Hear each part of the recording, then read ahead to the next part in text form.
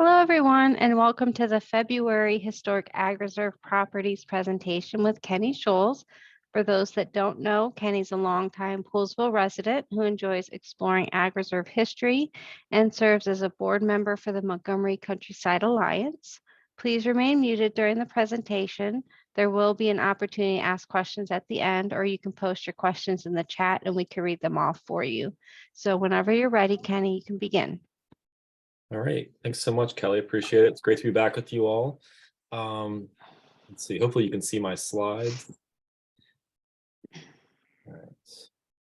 So what I wanted to do tonight was talk about something that I've been interested in for a long time, but never really spent much time kind of going down the rabbit hole on. And I'll tell you, I feel like this is a little bit of a work in progress. So as always, I'm going to use this group as a little bit of guinea pigs to let me know what you think, and any questions you have will help guide me. Also, because we're going to talk about the high school, I recognize that there might be some of you on here who are like me, also graduates of the high school.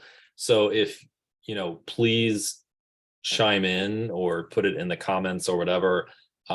If there's some kind of, as I go through this, if there's an experience that you've had or something I say that's not completely accurate or anything like that, by all means, please do chime in. I'm not an expert on this specific structure and the evolution of it, but I would like to be. I would like to get there. And I also think I would like to, in the near future, be able to kind of present something like this to even a larger audience, because I think it's important as we transition to this new high school that we don't lose sight of where we've been, and kind of this new structure that we're building is quite exciting.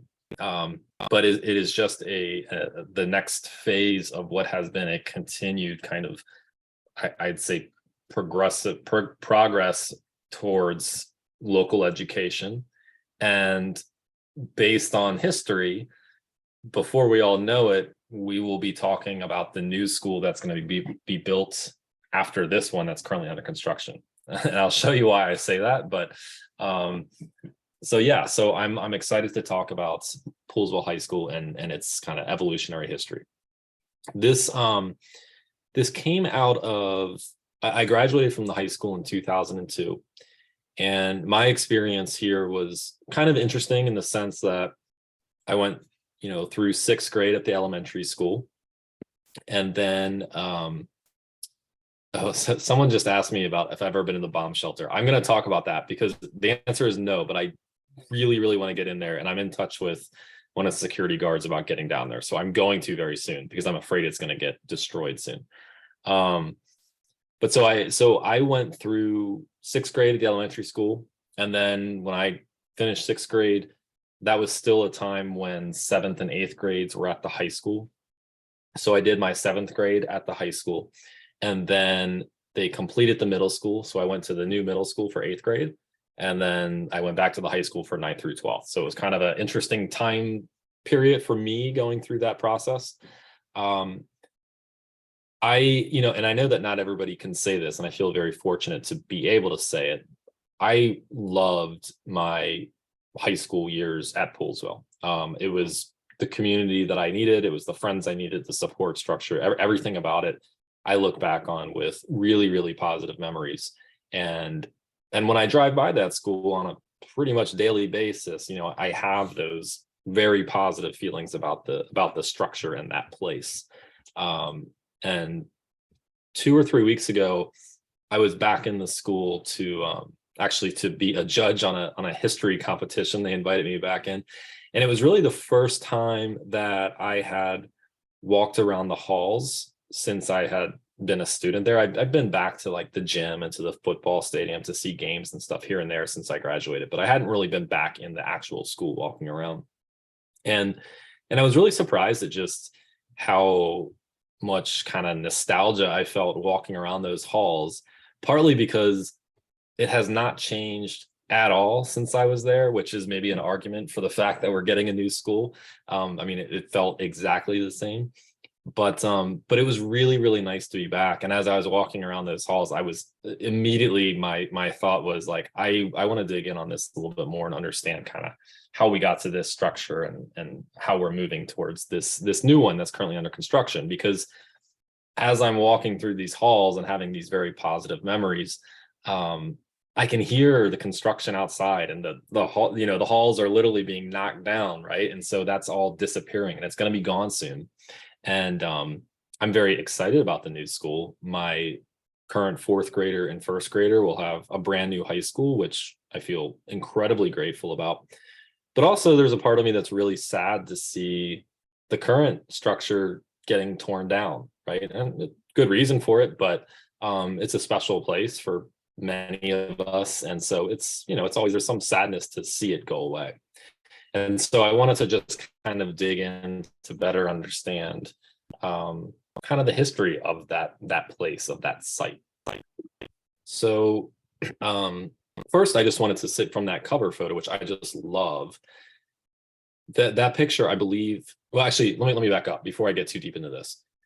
A lot of the pictures here are completely, I'm stealing the work, and I always say this, but it's coming from Glenn Wallace, who runs kind of the historic Poolesville High School Facebook page. And I think a lot of the pictures that are on there are from Jim Poole, who I know is on here. So I want to give full credit to Jim, because I'm certainly going to show some pictures that he's posted on there. And then I also want to give credit to Randy Davis, who did a couple of years ago, he did a two or three part history of the high school in the monocle. And he did a really, really good job of kind of laying out the timeline for the school that I used completely to kind of understand kind of the evolution of this place. So all of this is largely stolen from them. I want to acknowledge that up front, that I'm just trying to take their work and kind of repackage it a bit in the way that I'm thinking about this structure. So having said that, this picture on the left from, I believe, the 40s. And if, a lot of people will look at this picture of the old schoolhouse and ask, like, where was that? If we look on the right, this is roughly kind of from that same angle. Okay. So, now it's kind of that little turnabout on the side of the high school right off of West Willard. So this person taking this picture in the 40s was probably standing like right on the edge of West Willard looking up at the school. So before we even had what we now know as kind of the site of the high school, what we had through the 1800s and the first few years of the 1900s, throughout the ag reserve, but this was true pretty much nationwide, is a bunch of one-room schoolhouses.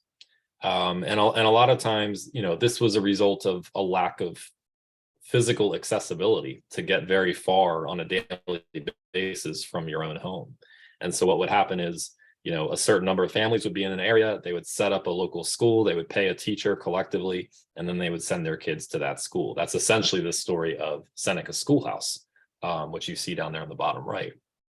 The structure on the left is apparently the one-room schoolhouse that existed in Poolesville prior to the site on West Willard and Wooten that exists today. I couldn't figure out for certain where this structure was. I got the sense it was somewhere over relatively close to the old town hall in that vicinity, which kind of makes sense. I mean, at this time, Poolesville really was essentially a crossroads right there. And so you'd have the school somewhere relatively close. But that is what existed. And it's very small, but you also have to remember that the population in Poolesville at the turn of the century was somewhere between 150 and 200 people. So very, very small population, very small number of students. The other thing, and that is really important, that we should acknowledge, and is true throughout a lot of this, and I'll show it, is segregation, right? These one-room schoolhouses that I'm showing you here, these are for white families. These are students of white parents. Our African-American communities kind of throughout, on the periphery of Poolesville for us locally, after the Civil Wars, they were standing up their communities. They also built their own schoolhouses, some of which still exist today. They also evolved, and so we'll talk about that.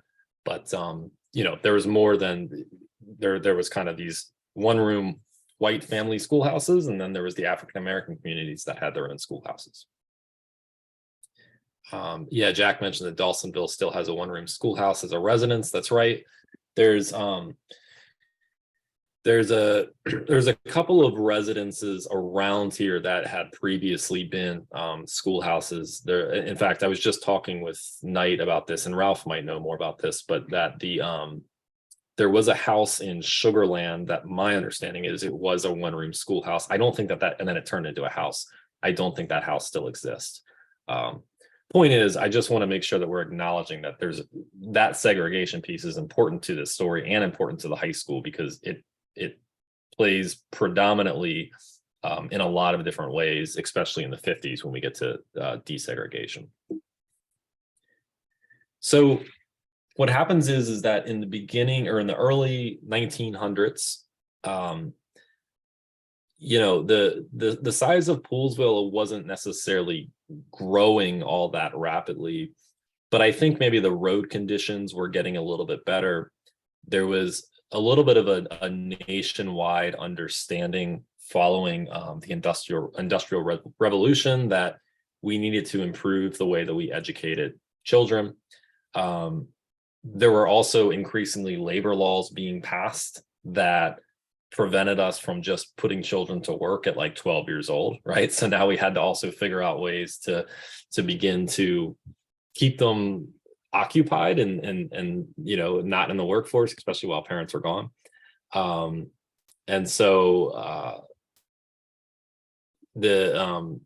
sorry, I'm just looking at comments as they're coming in, but so in 1905, what happens is Dr. Wooten, who lives in it's that big, cool, white historic home right on the side of where the high school stands today. That house was built in the 1860s. He purchased a bunch of land right there at the corner of Wooten and West Willard for the construction of this school. And so this original Poolesville High School was built in around 1905. And when it was first built, it was not grades all the way up to, you know, 12th grade. It started, I think, maybe grades 1 through 6 or 7. And then as the years went on, there was kind of increasing recognition that more years of schooling needed to be added onto the curriculum. And we'll talk about that in a minute. The structure of this school building is pretty common for schools being built in the country at that time. There was a lot of standardization of school buildings. There was a lot of different theories across the country about actually even the layout of schools and what was the most efficient way to teach children. And at this time, it was largely about packing as many students into a room as you could in neat straight lines, and then essentially just teaching at them all day. And that resulted in a lot of these structures that were kind of blockish, typically 2 stories. They were certainly an improvement from those one-room schoolhouses.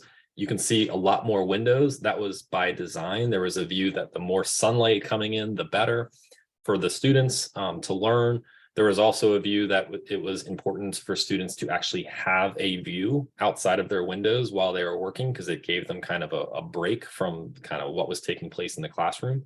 And that was part of the reason that schools started building upwards, so the children in these schoolhouses would have views outside of the windows.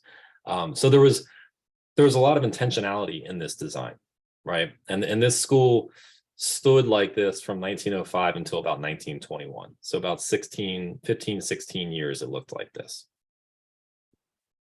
And I just wanted to kind of highlight, you know, on the left here is the school. And I believe, and Jim, feel free to correct me if you think I'm wrong, but I believe that the street view version today is something like this, just based on the positioning of this. What I'm curious about, and I don't know, is if you look in the left picture, way down kind of the road there, it almost looks like there's another structure. I don't know what that was. It's not there any longer, but whatever that was has disappeared. So what happens is that in the 20s, there's a decision made that, and this was probably for heating efficiency and, you know, maybe just aesthetics, but what they decide to do is to actually brick over that clapboard siding. So what you're looking at here, the, you know, the 1920s version of Poolesville High School, it's that same structure. It just now has brick on the outside of it, right?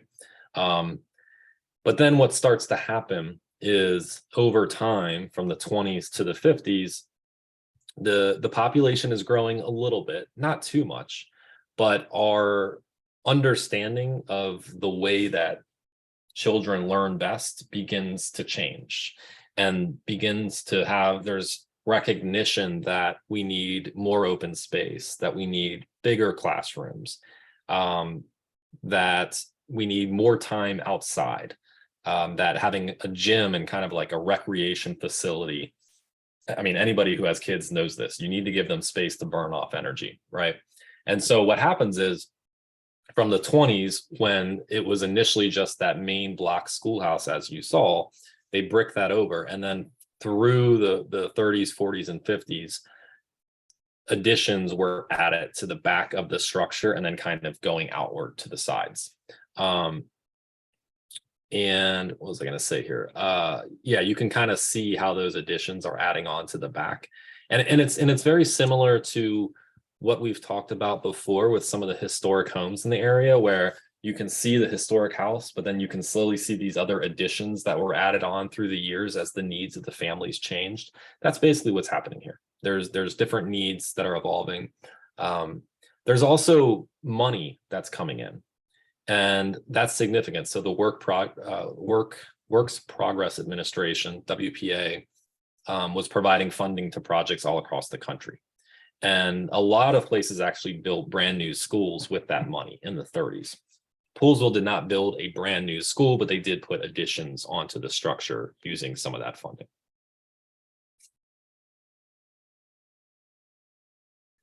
And this is, and I apologize for these banner things over the thing. I know it's really annoying, but this was the best overhead imagery, or clearest I could find, from 1951 of the site. So what you're looking at here is you've got Wooten Avenue coming up here, and then you've got West Willard coming down here. And right in here, this is that main structure, right? And you can see how it kind of evolved back, and then it was kind of going out on the wings. And then they're really, the new part here is they're building out what is now, if you know where like the cafeteria of the high school is, that's essentially this here. So when you're at the high school now, the oldest part of the structure is basically the cafeteria and the area right around there. All of this front area stuff is going to be destroyed here in the near future. They're going to get rid of all of it.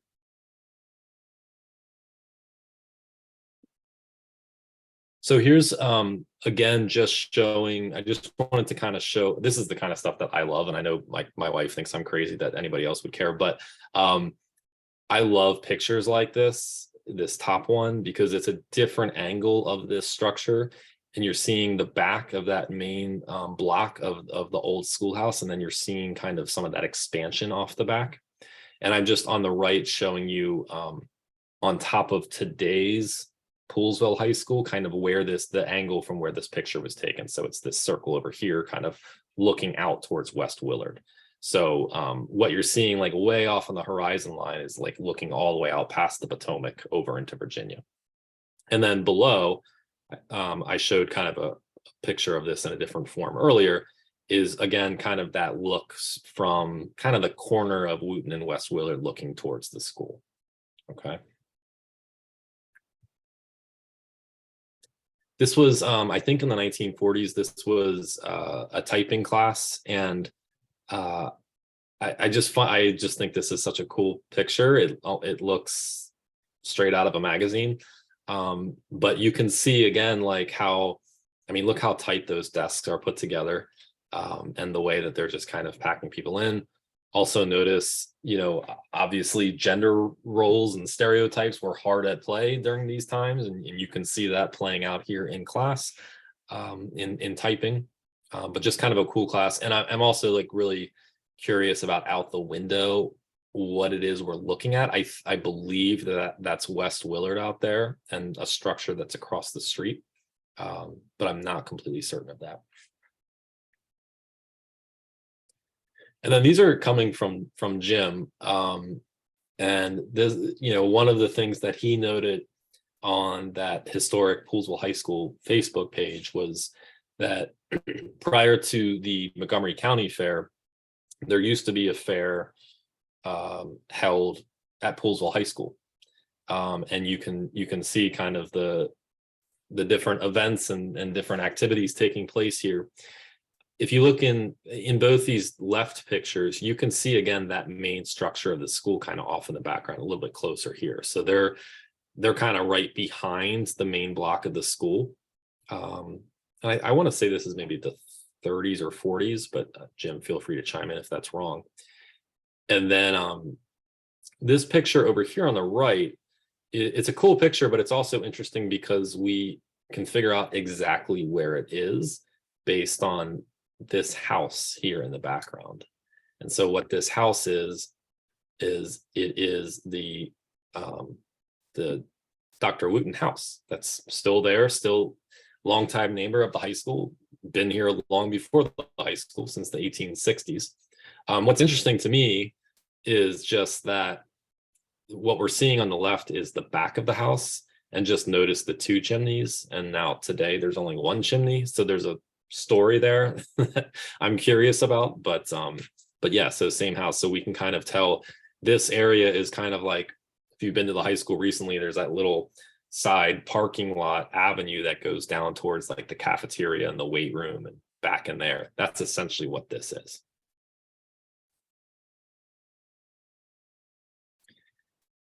So through all of this time, all the way up until 1956, keep in mind that the high school is segregated.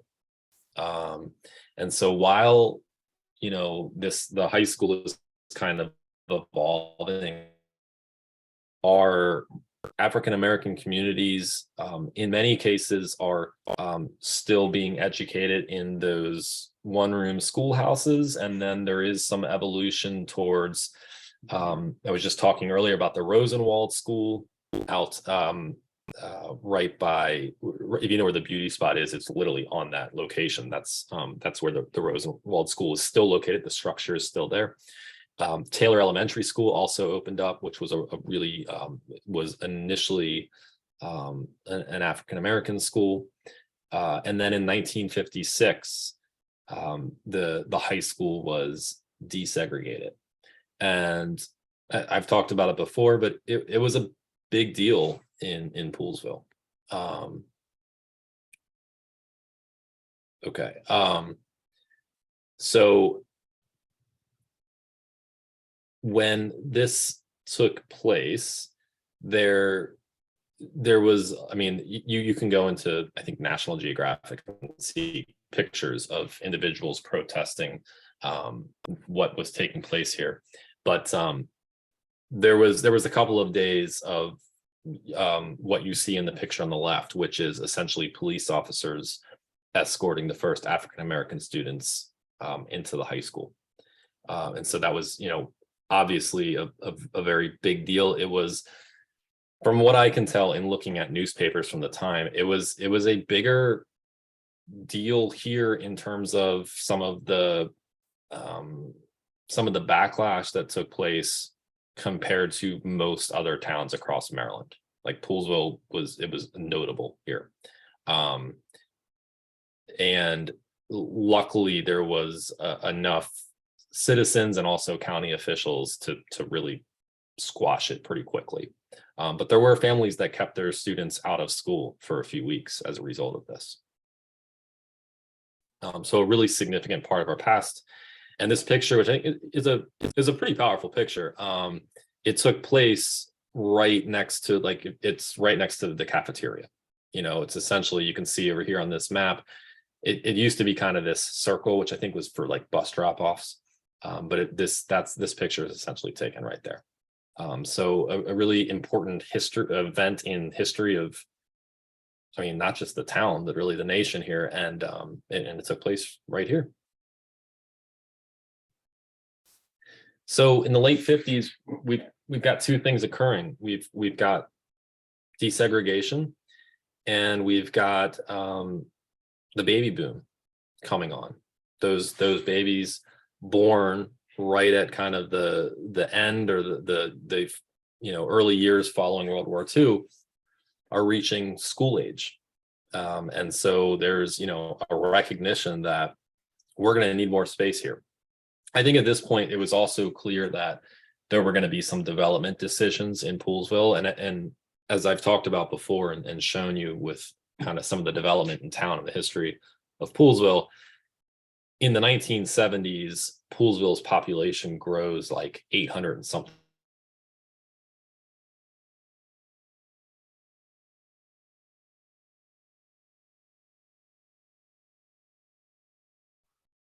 Your microphone went out, Kenny.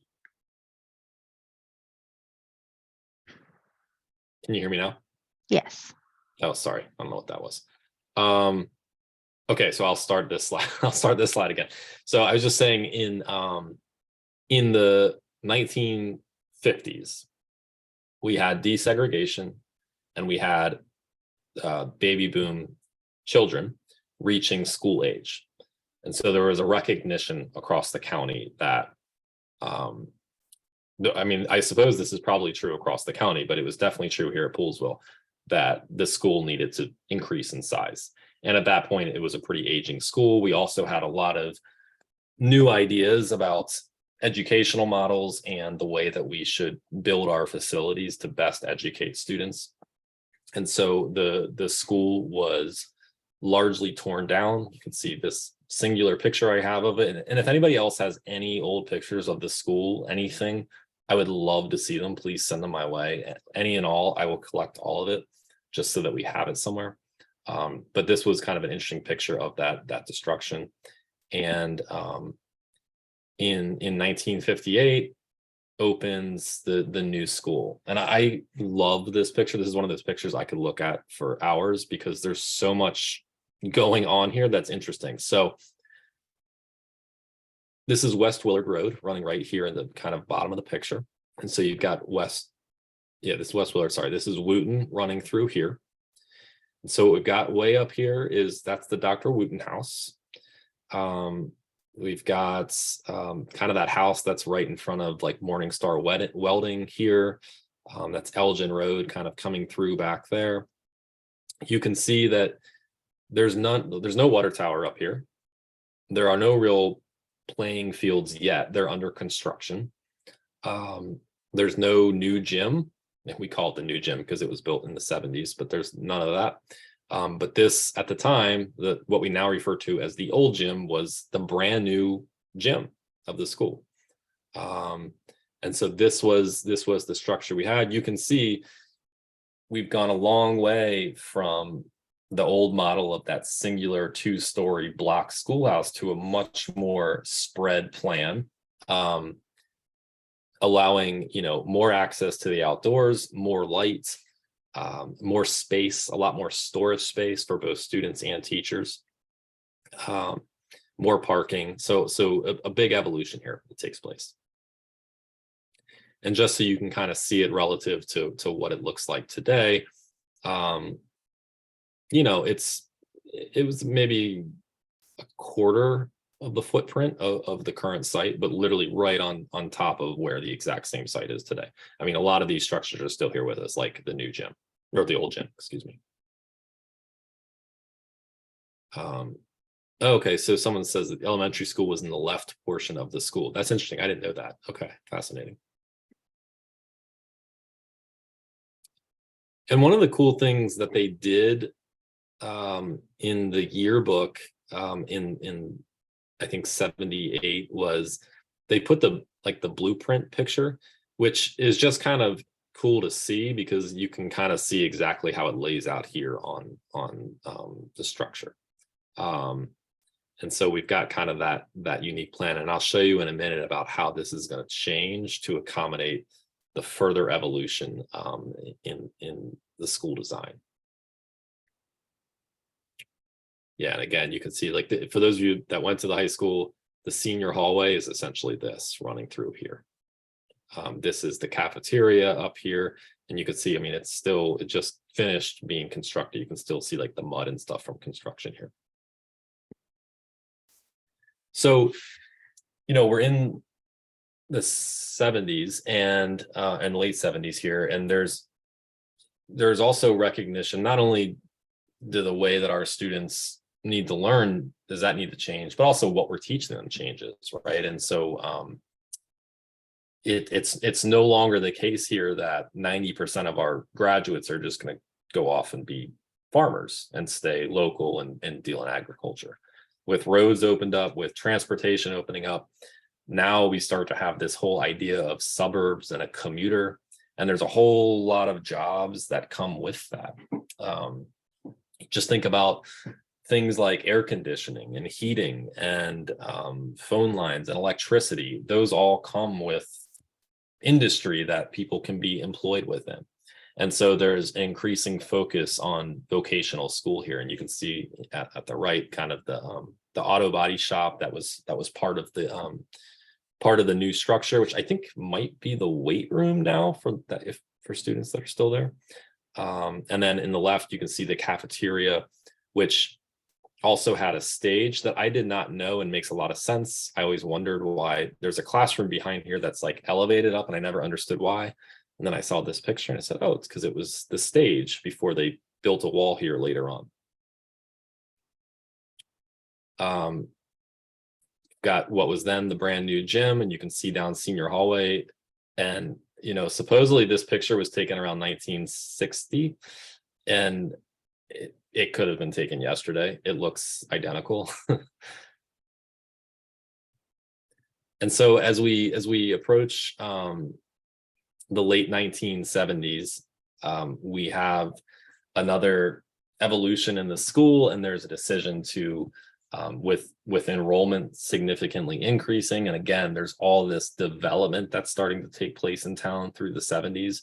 You think about all the different neighborhoods that came into play with Westerly and Wesmond, also the ability to travel further into the school.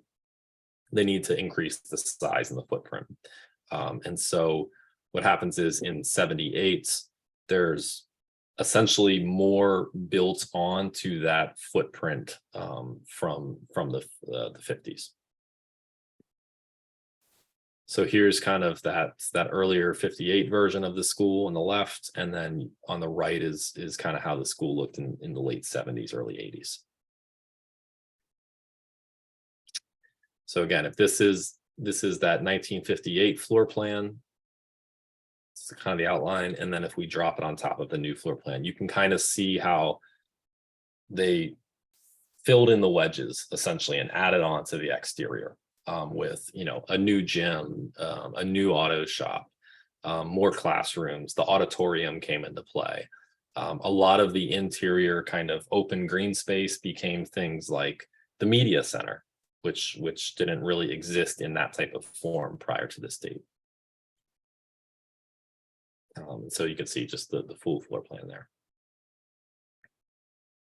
And it's largely kind of been there in that structure since that time, until around 2008, when they built the science facility onto kind of the back end of the high school. And so there's a lot of the structure here has been in place since at least the 70s, if not the 50s. And when you take that into consideration, it certainly makes good sense that it's time for us to kind of refresh this site and to kind of start anew with a new structure. And then I'm sure many of you have seen this, but these are kind of the architectural drawings of what this new site's going to look like, which are, it's beautiful. It's a long way from that one room school or that one block schoolhouse that we had in 1905, right? We've evolved quite a bit here. You can see on top is kind of the current footprint of the school with the sports facilities out here. And then on the bottom is kind of how the new structure is going to look. So a lot of that area up where like the cafeteria is going to become open green space. And then they're going to be with this big south wing. It's going to kind of expand onto the existing science building down there. And I don't know if I'm sure this was intentional, but I love that in at least one of the designs for the new school, they kind of paid a little bit of homage back to the original version, which is kind of cool. But with that, I'm happy to take any questions or comments that anybody has.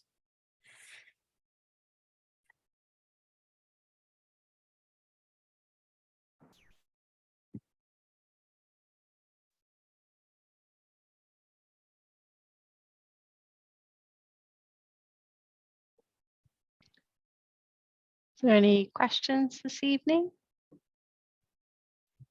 Do you know when the current elementary school was built? Yeah, I want to say it's in like the 60s, the mid 60s. I was just looking at that the other day, actually, because the current elementary school, when it was first built, it was like in like a C shape. And then they added later on the wing with the gym and the classrooms and the library there. I need to find that though, because I was just checking it out, but I'm pretty sure it's the 60s.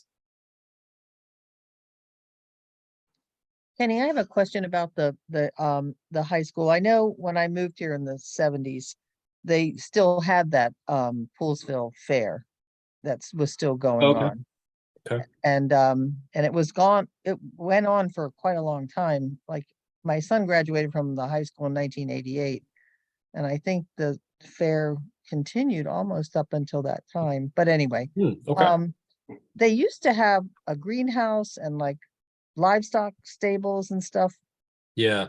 on the land around the school. And I didn't know if any of that was visible in the photographs you had, because that was always one of the, Yeah. and you know, it was an amazingly, the agricultural projects in the school were really amazing. Right.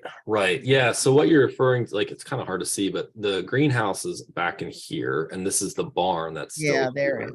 Because the barn, Yeah. that's what I thought I was seeing was the Yeah. barn. Yeah, that's what it is. But I don't think that they've had actual like livestock on there for a while. No, they used to have a horse and some other stuff I know back in the 70s, but we'd come up to the fair every year and it was a great time. Yeah. It was lots of fun.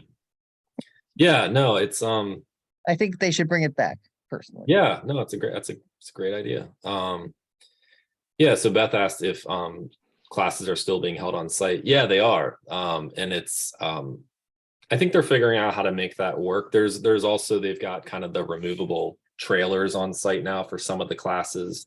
There are hiccups. I was the other day, there was they put tar on part of the new roof or something, and they had to end school early because a lot of students were getting headaches just from like that tar smell in the air. So there's challenges with construction and school going on at the same site, but I think they seem to be managing it pretty well. Kenny, I have a great book, From One Room to Open Space, History of Montgomery County Schools by E. Guy Jewell. Maybe you've seen it. I haven't, no. Poolesville Elementary opened 1960. Okay, cool. 1960. The separate elementary. The separate elementary, right. Okay, interesting. 1960. Thanks, Ralph. Yeah. I mean, Kenny, yeah. when is the current construction supposed to be completed? That's a good question. My understanding is it's like when I heard the date, I remember thinking like, oh, it's a lot sooner than I thought. I thought like early 2024. But I mean, it's like all construction projects. There's a expected date and there's something else. But that's my understanding. And they are, I will say, like, it does seem like they're moving pretty quickly. Although when you look at the designs of what the whole thing is going to be, it's a pretty significant, it's a very ambitious build. It's gonna be amazing. But yeah. Yeah, it was late getting started. I know that because they had the increase in the cost of materials delayed the startup of the Right, construction yep. for a bit, and then I kind of remember that too. Yeah.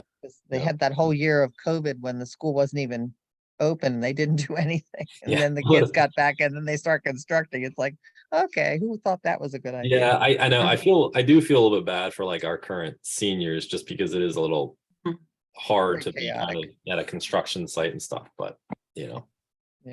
they don't seem to care. So Kenny, going back to the one-room schoolhouses and segregation, the 1879 County Atlas actually shows a colored schoolhouse on 109, not quite down as far as Jerusalem. Hmm. Thought that was kind uh, That might be So- behind the Elijah, there was Yeah. something behind Elijah Baptist Church there. yes, that's right. So of big. Yeah. yep, that's probably what it is. There was a house, or not a house, I'm sorry, a schoolhouse. Kind of, if you know where that cemetery is, it was actually in the Yeah. back part of that cemetery.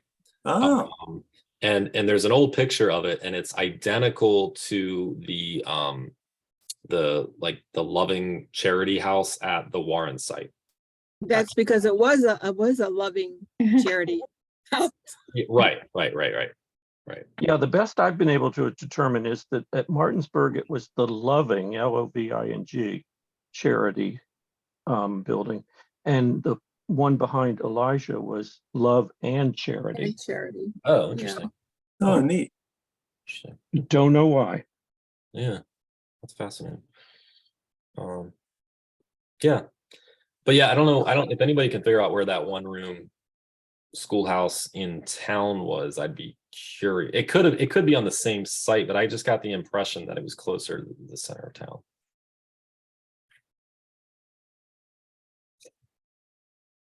Are there any other questions tonight? Where did they go to high school before 1905? I don't Or did- know. Or did they? I mean, I don't know that they really thought about education that way. I think, so much of, well, I mean, first of all, before 1905, Poolesville was effectively like a crossroads, right? I mean, population was maybe 100 people, 200 people. It was quite small. And I think just even the concept of like grades 1 through 12 is more of like a 20th century construct. So I don't think that they were even thinking about it that way, because pretty much everybody was ending up in the fields after however many years of schooling they got as children. There's always lawyers and doctors and stuff, and so I don't know for sure. I'm curious. I've talked to you all before about the White family who lived out in Dickerson at Inverness, and I know their son went off to Princeton and became a lawyer, but they also started college with, like, I think he went to Princeton at like 16, and I think that was pretty normal back then. So I think if it was like, once you completed that basic schooling, especially in rural areas, if you were going to continue education, you kind of went off to college. Yeah, I think school only went to 7th grade until like the 1920s. Yeah, right.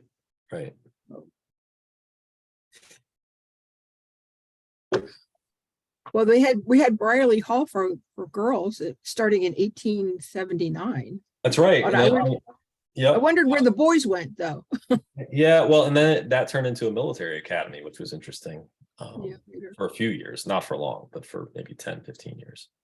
But I think people who could afford it went to DC to school in DC and just boarded or something. right. Yeah, no, it's interesting. It's interesting how the like and this is true everywhere across the country, but if you look at like rural places and the local high school and its evolution, it largely mirrors what's taking place kind of in the community, which I think is kind of fascinating. Because I think in rural towns, high schools are such a center of gravity for kind of a lot of the social aspects of the community.